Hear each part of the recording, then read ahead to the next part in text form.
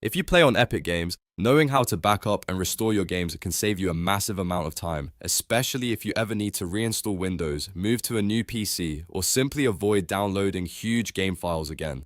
In this video, I'll show you the easiest way to prepare Epic Games for backup and restore by turning on the right setting first, and I'll also explain why this step matters so much for keeping your progress and game data protected. If this tutorial helps you, make sure to hit like and subscribe for more simple tech guides just like this. Alright, let's get straight into it. First, open the Epic Games launcher on your computer. You can do this from your desktop, start menu, or wherever you normally launch it. Once the launcher opens, look toward the top corner and click on your profile icon. This is where Epic keeps your account-related options and launcher settings. After clicking your profile icon, a menu will appear. From that menu, click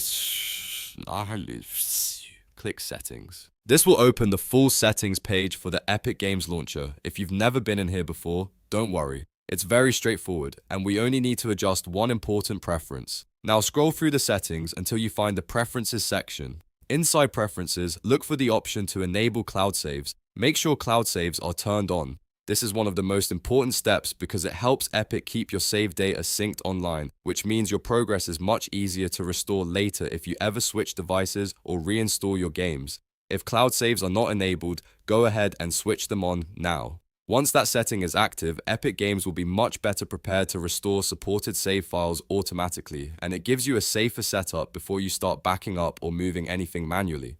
Now, it's important to understand what this step does. Enabling cloud saves helps protect your progress, but it does not always mean every part of a game is fully backed up. Some games store saves in the cloud, while others may keep files locally on your PC. That's why turning on cloud saves is such a good first step. It gives you an extra layer of protection before you do any backup or restore process. If you're planning to back up a game manually, a common method is to keep a copy of the game installation folder somewhere safe, such as an external drive or another folder on your PC. Then, when you need to restore it, you can put those files back in place and let Epic Games detect them again.